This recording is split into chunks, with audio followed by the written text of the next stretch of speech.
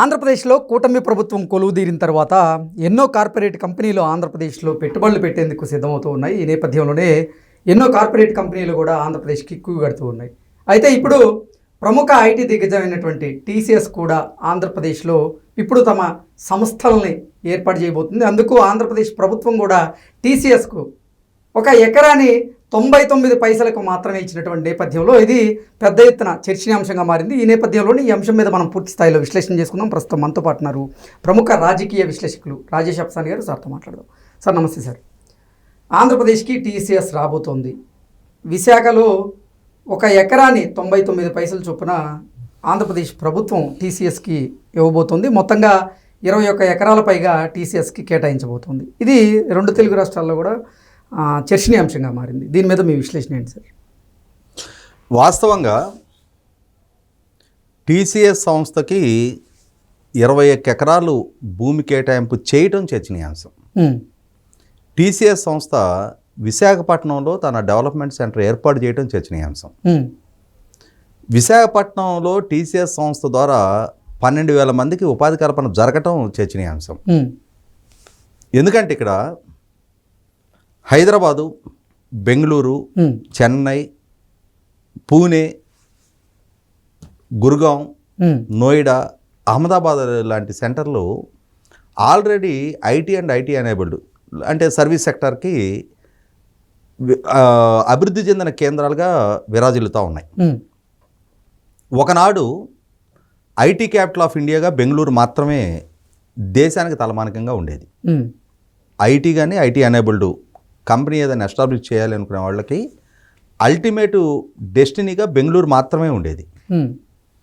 ఒక company establish చేయాలి అని అంటే దానికి కావాల్సిన యాంబియన్స్ ఆ ప్రభుత్వం వైపు నుంచి అక్కడ ప్రభుత్వ సహకారం దక్కుద్ది, మానవ వనరులు అక్కడ దొరుకుతాయి.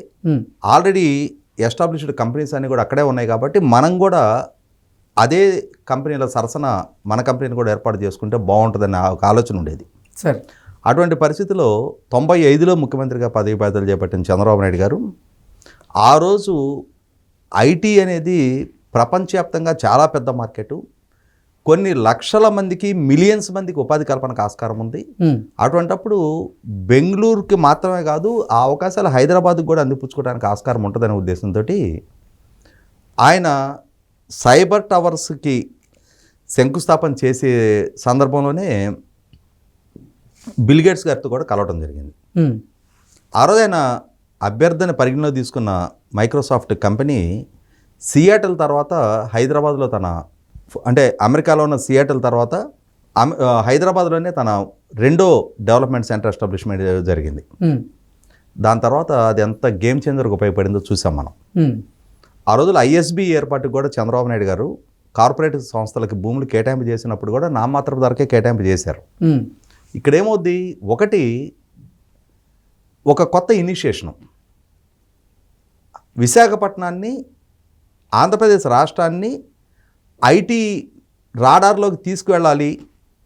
అక్కడ ఇప్పుడు మనం ప్రస్తావించుకున్న దేశంలో అభివృద్ధి చెందున్న ఐటీ ప్రాంతాల సరసన ఆంధ్రప్రదేశ్ రాష్ట్రం విశాఖపట్నం కూడా చేరాలి అని అంటే, అక్కడ కంపెనీల ఆకర్షణ జరగాలి అని అంటే ప్రభుత్వ పరంగా కొంత సహకారం అందించాలి.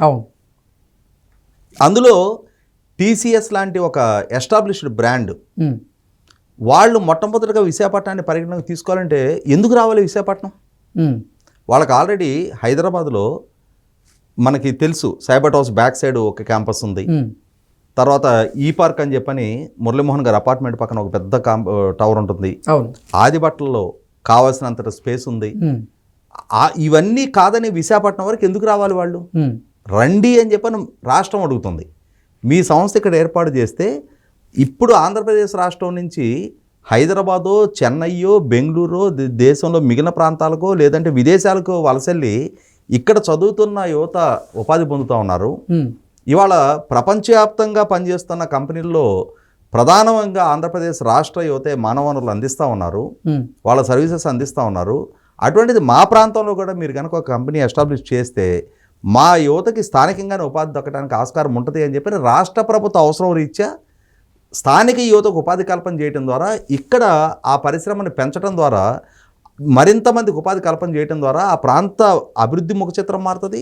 ఆ ప్రాంత సైమల్టేనియస్ డెవలప్మెంట్ అంటే 1,00,000 మందికి గనక ప్రత్యక్ష ఉపాధి పొందగలిగితే దాని ద్వారా ఇంకొక 4-5 లక్షల మందికి పరోక్ష ఉపాధి దక్కడానికి ఆస్కారం ఉంటుంది. నిర్మాణ రంగం పుంజుకుంటుంది, సైమల్టేనియస్ వ్యాపారం పెరుగుతుంది, దాని ద్వారా ప్రభుత్వానికి ట్యాక్స్ రెవెన్యూస్ పెరుగుతాయి, సంపద సృష్టి జరుగుతుంది. వీటినన్నింటినీ దృష్టిలో పెట్టుకొని ఆ ముందుగా గ్రౌండింగ్ అయ్యే ఫస్ట్ ప్లేయర్స్ వాళ్ళకి ప్రభుత్వ పరంగా ఆ విధమైన సహకారం అందించాల్సి ఉంటుంది. అందులో టీసీఎస్ లాంటి ప్రతిష్టాత్మక సంస్థ వాళ్ళు గ్రౌండింగ్ అవడానికి డెఫినెట్గా ఆంధ్రప్రదేశ్ రాష్ట్ర ప్రభుత్వం ఆ విధమైన చొరవ చూపటాన్ని 100% ఆహ్వానించాలి. ఎందుకంటే ఇక్కడ 2019కి ముందు ఫ్రాంక్లిన్ టెంపుల్టన్ లాంటి సంస్థలు కొన్ని గ్రౌండింగ్ అయ్యాయి. కానీ జగన్మోహన్ రెడ్డి గారు ఆ సంస్థలని డిస్కరేజ్ చేశారు. ఆ సంస్థలు కొనసాగకుండా వేరే ప్రాంతాలకి తరలిల్లే పరిస్థితులు సృష్టించారు. ఓకే, దాంతో ఏమైపోయిందంటే ఇవాళ కొత్తగా బ్రాండ్ క్రియేట్ చేసుకోవటం వేరు, దెబ్బతిన్న బ్రాండ్ని మళ్ళీ రెస్టోర్ చేయటం వేరు.